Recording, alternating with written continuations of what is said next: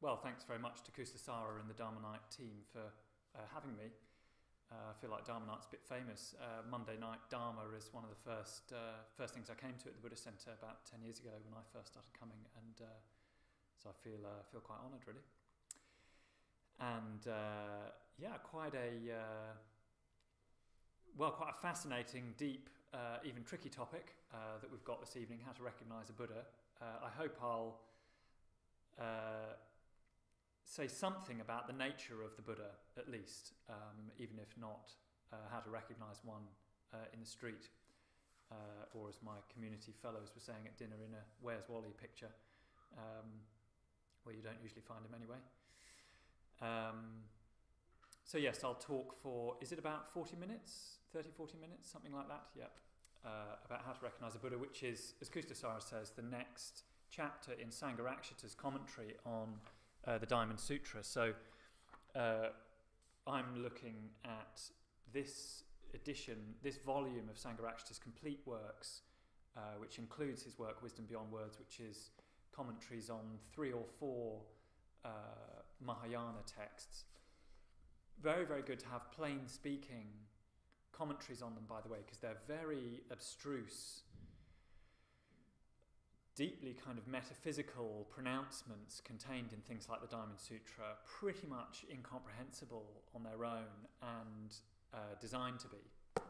So you need a good teacher, and you need a real explication, which I think is what Sangharakshita does. But even this chapter of his stretches the mind a bit, I must say. But just to give a bit of context, last week Jnanavarcha was talking about the true nature of giving, and that part of the commentary arises out of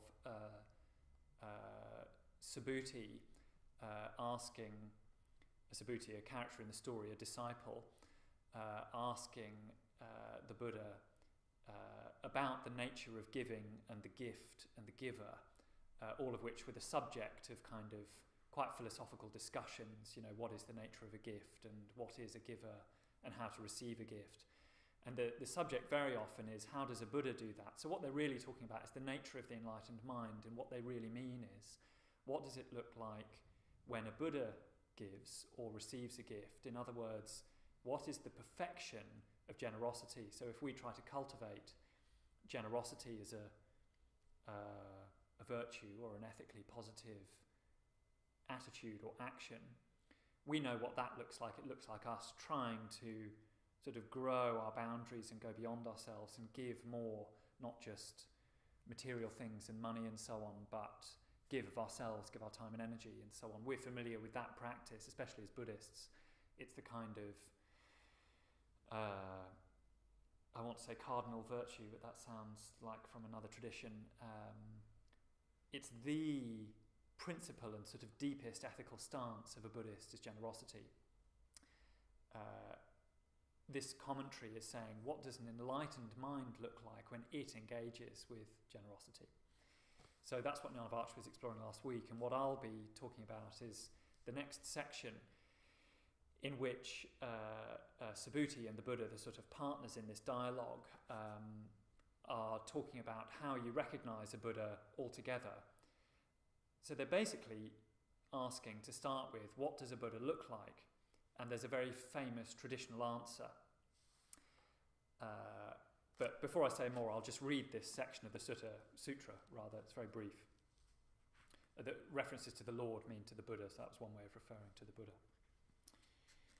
Tathagata also means an enlightened one or a Buddha. So this part of the sutra runs. The Lord continued, "What do you think, Subhuti? Can the Tathagata be seen by the possession of his marks?" Subhuti replied, "No, indeed, O Lord. And why? What has been taught by the Tathagata as the possession of marks, that is truly a no possession of no marks." The Lord said, "Whenever there is possession of marks, there is fraud. Wherever there is no possession of no marks, there is no fraud.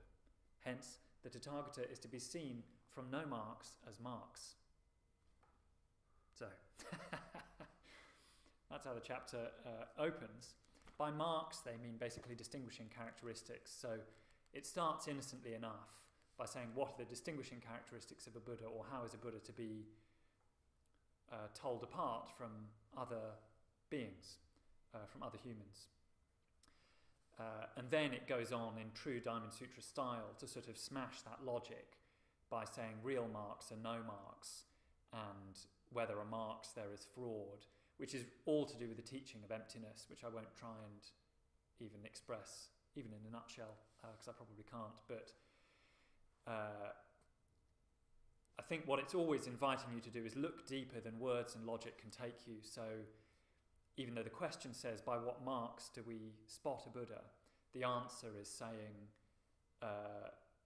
in effect, you're asking the wrong question, even though it sort of goes on to answer it as well. But just something about the marks, first of all. It's a traditional list of 32 signs and marks. I'm just trying to fish it out from my little coffee table library here. So I looked up this traditional list, which you don't see reproduced very often. I'll just read a few of what this tradition held to be the signs and marks. So it says things like, he has stamped on his hands and feet lines depicting a wheel. His hands and feet have webs. He has broad heels, etc. His feet have inconspicuous ankle joints. That was quite an interesting one. His arms are long and powerful. His skin has a golden hue. His tongue is long and slender, and so on. There are at least 4 about his teeth. And what that is something that's even pre-Buddhistic. So these signs and marks, 32 signs and marks, probably come from the Vedic tradition. So that's effectively what became Hinduism, and it was the religious tradition prevalent in the subcontinent when the Buddha came along. And you can already tell by the fact that there's 32 of them. There are a lot of multiples of 4 in Buddhism, and when you get a multiple of 4, or of 8 especially, you know that you're probably onto something that relates to a kind of idealized form or list. And that's exactly what these 32 marks are. If this is already sounding a bit list-like, I won't talk about the marks themselves for very long, by the way, but I just want to explain where they come from. So it looks as though the Buddhist tradition incorporated quite a lot of the extant religious sort of folklore of the time into itself, where there wasn't a direct clash or conflict. And where there isn't one in this case is in something to do with an ideal person. So that's what the 32 signs and marks are really getting at, is saying that this truly is an ideal person. Now why that means they've got webbed hands and feet, or hands that go down below their knees, which is apparently the measure, arms with the hands that dangle below the knees, I don't know. There's probably a reason, some mythological, story-based reason for each one. I don't know what they are. That book that I've just picked up by Edward Conzer, the Buddhist scholar, does go into them. But what it's really saying is this is the ideal man, or the ideal person. And the practice or way of thinking that Buddhism would have incorporated here, probably from the Vedic tradition, is something to do with what we might call an archetype. So what it's really saying is, even though you may not perceive this exactly with the eye, because I doubt that the 32 signs and marks are to be taken literally, it is as though somewhere there is a person who has attained a kind of perfection, and that would be expressed in this kind of image. So he would have circles on his hands and feet, and would be of a golden hue.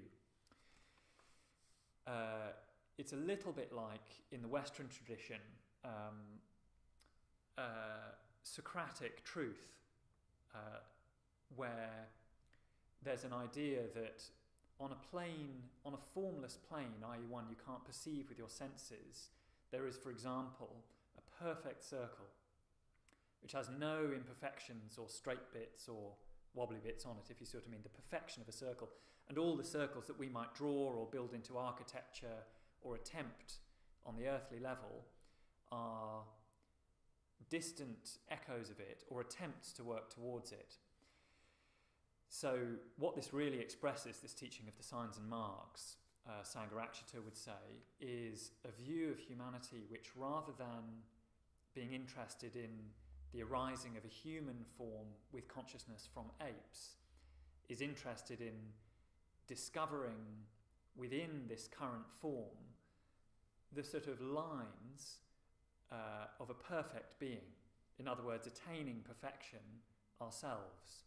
And then we would touch or even sort of intersect with a realm on which quite fantastical things might occur, even though they may not be perceived with the sort of bodily eye, with the fleshly eye. I'll have something else to say about eyes later, because there are 5 different kinds in Buddhism, but anyway, there's probably enough lists for now. What that really means is that these 32 signs and marks and the ideal person has a kind of mythic resonance.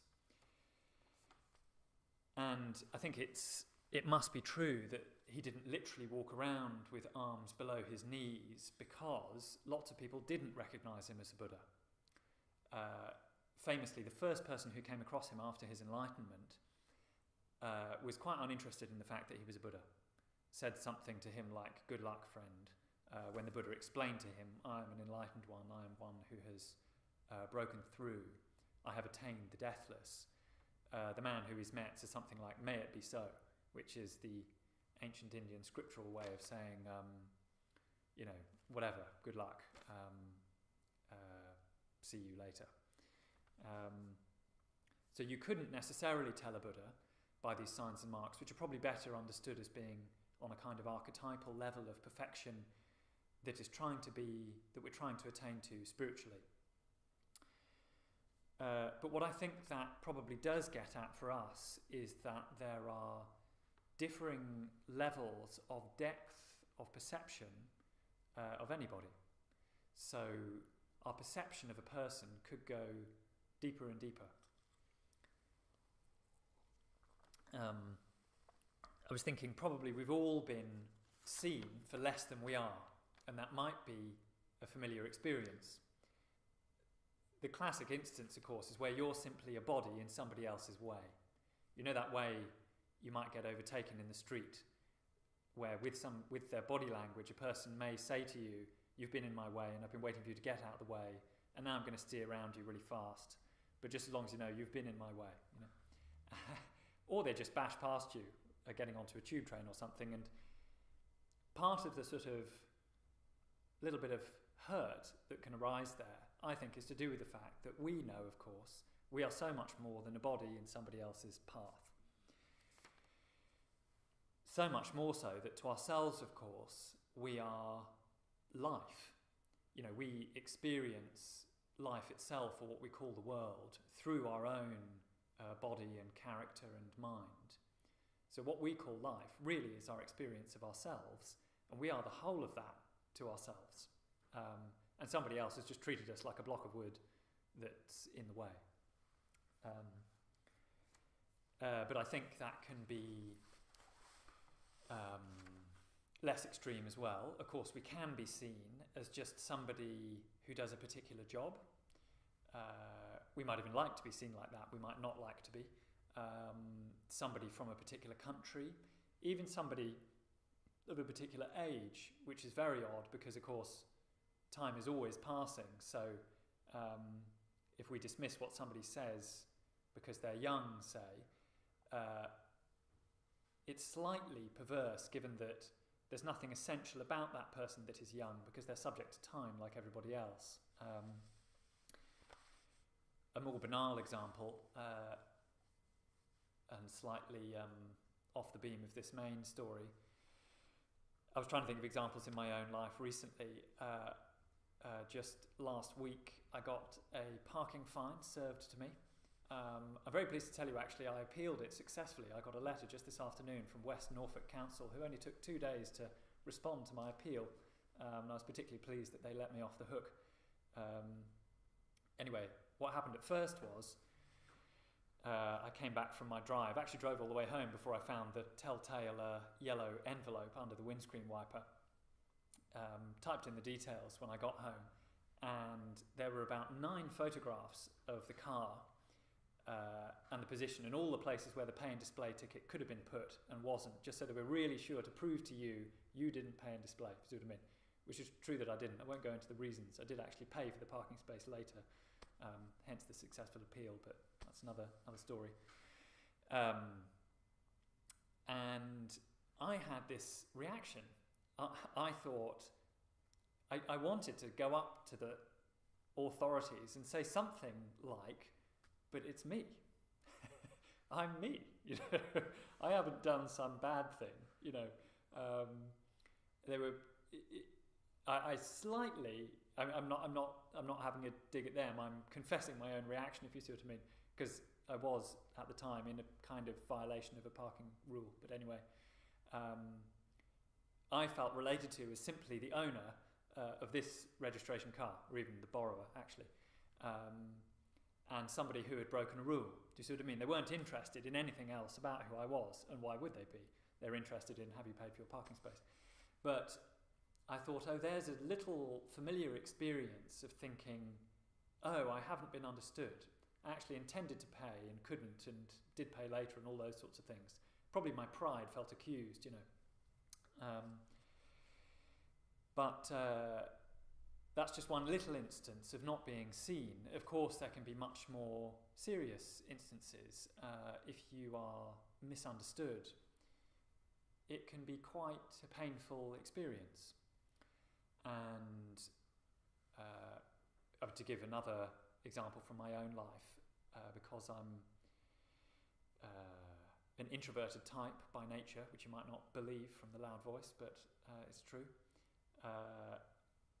and quite private, I've had the feedback sometimes that might suggest I'm not very emotional. But of course, to me, internally, my emotions are very obvious and quite often turbulent. But because that doesn't necessarily translate to a kind of chaotic exterior, people can understand me as not very emotional. I do now understand why, and I've sort of forgiven that. I've forgiven that in people's perceptions of me, if you see what I mean, which took a little while. I think because at first I felt slightly hurt by that as a perception of me. Again, I'm owning a reaction there, I think. Because I can't blame people for thinking that, after all, if I don't show what I feel or even what's important to me. But to me it was obvious that something about me wasn't being understood. And from the inside I can see it. So to bring that round to the more sort of positive plane, I suppose I wanted to talk a bit about how cultivating more and more awareness of people within the Sangha, which is of course how we reach up towards something more ideal, can result in all of us being seen more and more deeply. So the more we make friends with people, make the effort to get to know them, but also a bit of effort to open ourselves up for them to get to know, the more we will have this sort of unfolding satisfaction of being more and more seen, as people sometimes put it. Hopefully you've all, just as you've probably all been bashed past by somebody who didn't care about you, I hope you've all had some experience of being seen more deeply, not just in your strengths as well as your weaknesses. It's also good to have our weaknesses frankly seen, as long as somebody is aware of our strengths too, but also for your potential. So I think that real friendship in the Sangha, the community of people trying to practice towards Buddhahood, that we're trying to kind of knit together or unfurl in communities like the London Buddhist Centre, means that we will experience ourselves more and more deeply and as having more and more potential, because we're seen at deeper and deeper levels. To make that concrete again, I thought I'd talk about ordination, where those of us who you see wearing a white kesa like this and with a Sanskrit or Pali name have taken part in a ceremony which is the sort of culmination of a training process during which our preceptor, the person who gives us our name, has got to know us and we've got to know them.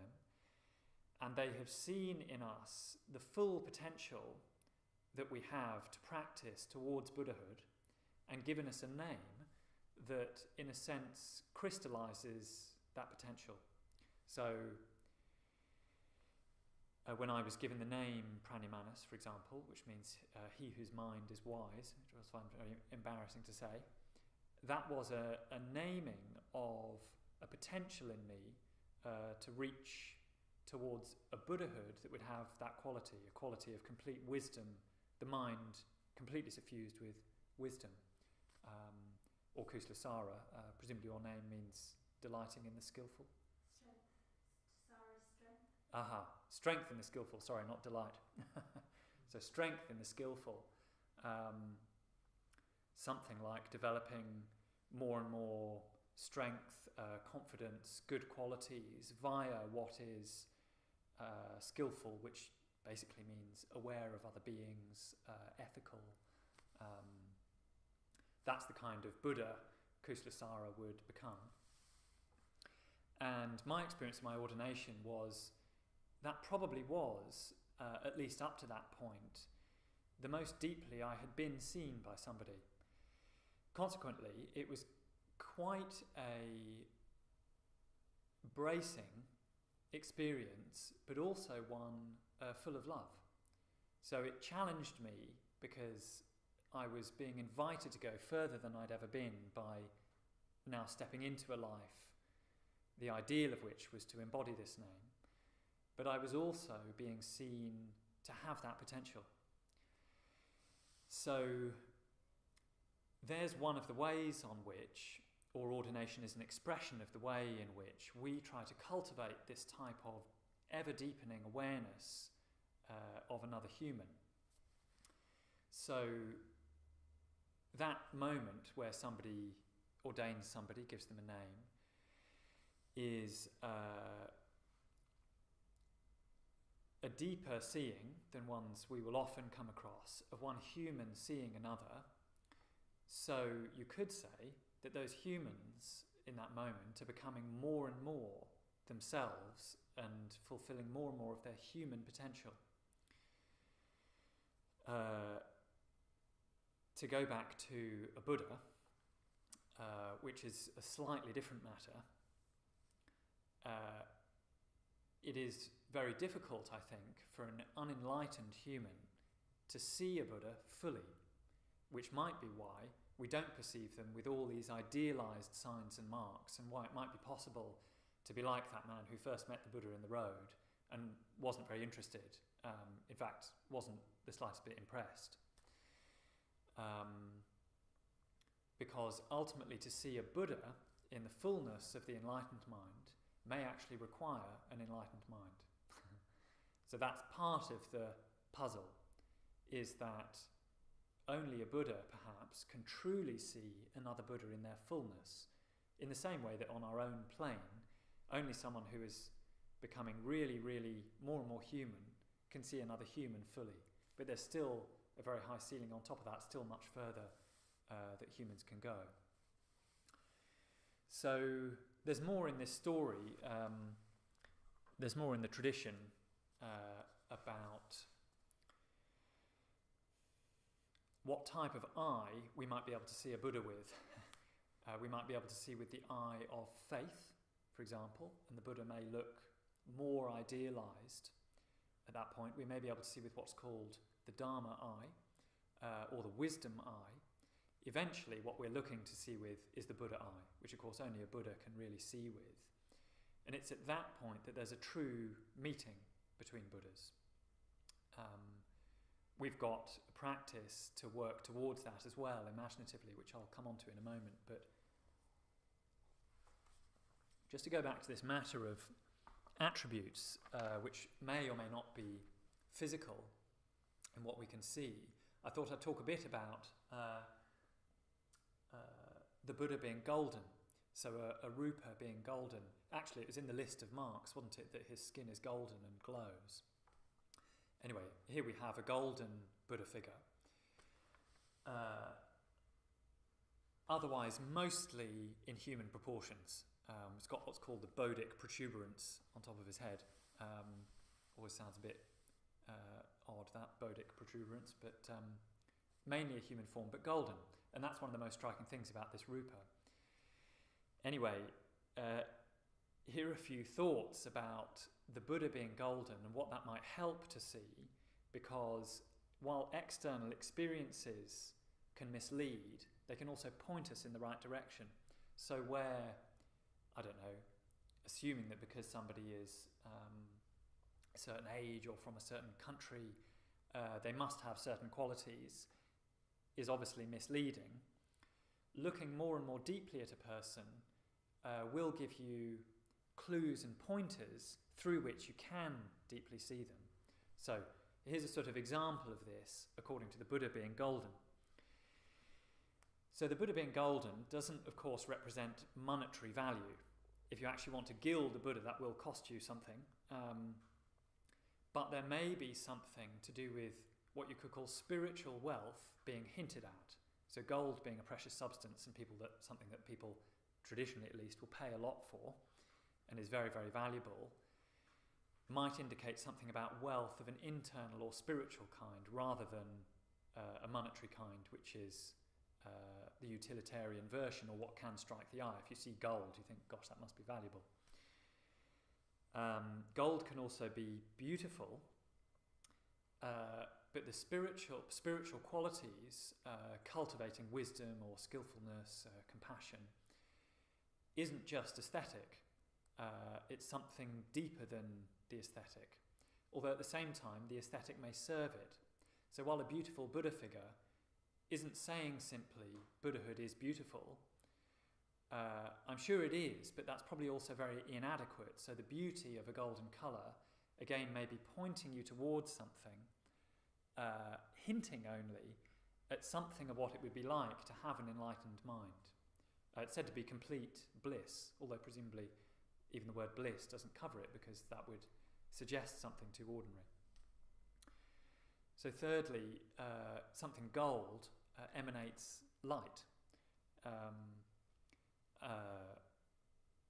And even that may be too literal, because Buddhahood, or an enlightened mind, something that has actually been perfected and made an irreversible breakthrough, can't actually be seen with the senses. So in a sense, light wouldn't be that relevant to it on the level of absolute truth. However, provisionally, or to our senses, it may recall something like clarity of the Buddha's teaching or wisdom. So light may be suggestive of that to us. Okay, so it doesn't represent monetary value or even beauty or even light, I don't think. Eventually what you're left with is simply an experience of gold.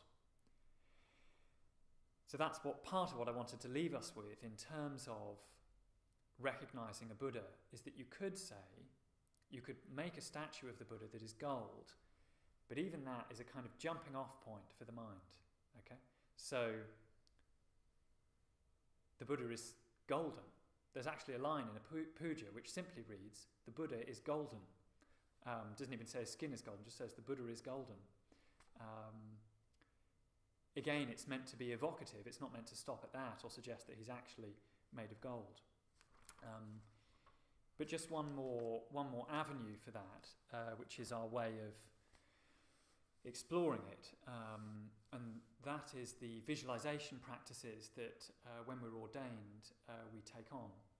So this is our way of trying to connect our human life to this idealized form of enlightenment. So another thing that happens when we're given our name is we're also given a practice, usually called sadhana, of visualizing a particular Buddha or Bodhisattva figure. And that's a figure representative of complete enlightenment and all the Buddha qualities, but which has a particular colour, appearance, associations, and so forth, that the person being ordained might be particularly drawn to. So I meditate on a figure called Manjugoshi, for example, a beautiful young prince who's associated with speech and culture and the arts and wisdom. He holds a flaming sword above his head, which is said to cut through anything that doesn't accord with the truth. So the truth is the only thing that it doesn't cut through. And when we bring these figures to mind, we're trying to get into connection with them via an imaginative sort of evoking of the qualities, which may involve things like goldenness and light and a particular appearance or even a particular animal or time of day that they're associated with, and come more and more closely into connection and experience a kind of, it's not even an exchange, it's a kind of communication between yourself, or a more sort of subtle meditating self, and this figure, that eventually is quite wordless and might be something like experiencing the goldness. Say it was this is actually a figure of Amitabha, but normally Shakyamuni Buddha will be, the historical Buddha will be depicted in gold, where we're experiencing this goldenness more and more deeply, and eventually becoming it, if you see what I mean. So we're looking to experience it so deeply and so far, if you like, below or above these concepts of what might be suggested by signs or marks, particular colours and so on, that eventually there is no difference. So this figure we're visualising has a form which we're in communication with, called the Samaya Sattva, the being of the bond, i.e. a bond between us and the figure. What's called the Jnana Sattva is where that figure is said to descend into us and we become that figure.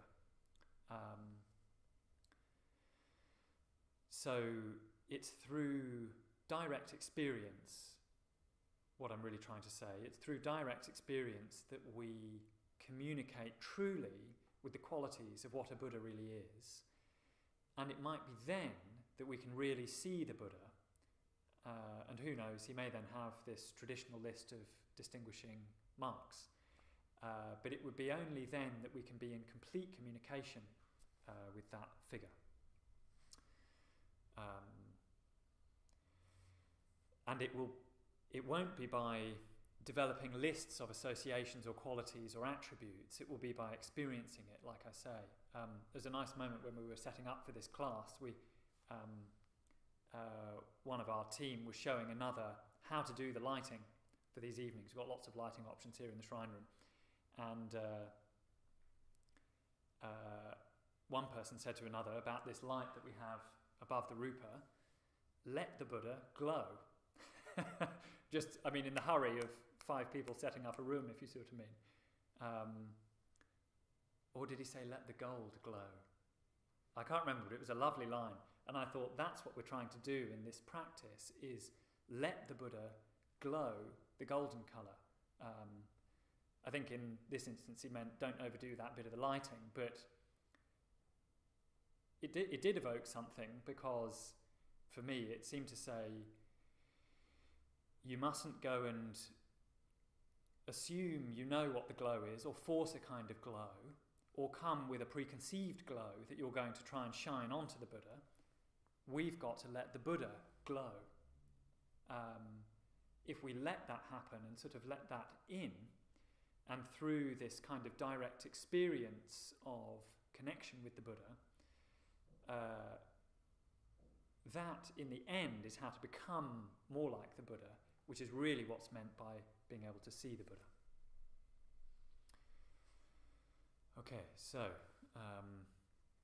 there are a few things about seeing the Buddha, his signs and marks, and how we might work towards it.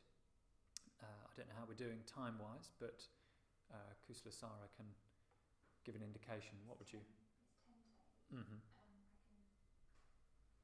You're done? I'm finished for now. Yeah. So perhaps over to Kusala Sara again. Perhaps we'll do another meditation or have a break. I don't know. You can decide. Okay, great. Just draw near the microphone. Sorry, it's all a little bit ungainly this evening due to some issues with the microphone. Yeah, thank you very much. I was listening very attentively, Prajnamanas. Okay, so for the rest of the evening, shortly we'll have a break. Then we're going to have some questions, hopefully. Well, that's up to you. So please, just responding to the points that Prajnamanas has brought up, if you can be thinking of questions and then type them into the chat over the break and during the second half, that would be really great. And I think what we'll do, yes, in fact, we'll do that very shortly. Before we do that, I'm just going to talk a little bit about the vision of the Buddhist Centre, the London Buddhist Centre. I was sort of very enthralled by this image of gold, was trying to think how I can sort of I really respond to the luster of gold, and not only in a sort of greedy way, but in a there's a sort of golden experience that one can have, and I think it's very connecting and beautiful, and it symbolises something of what I would like the London Buddhist Centre, and believe that the London Buddhist Centre is doing, is it's letting a sort of radiance happen in practitioners, in people's lives. So it's not just that we want the Buddha to give space to the Buddha to glow, but that all human beings can have this glowing golden ability. Anyway, so I don't know, I'm quite affected by the imagery of that, and trying to think, how can I tie it into my Dharma appeal? So just this, if you're behind that idea of human beings really just opening up more and more, so that they can actually be as radiant, be as Buddhas, be Buddhas in fact, and we can have this radiance, then please just think about helping the London Buddhist Centre keeping going with daily classes, online classes. Fantastically, we're starting to have more and more people coming back to the Buddhist Centre after the lockdown period,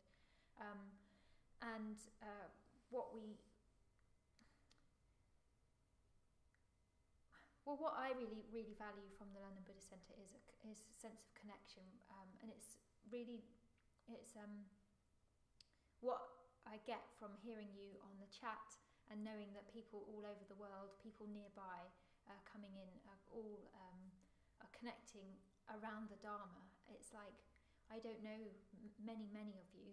I see your names in the chat box, but I feel a really strong sense of connection because it's around the Dharma.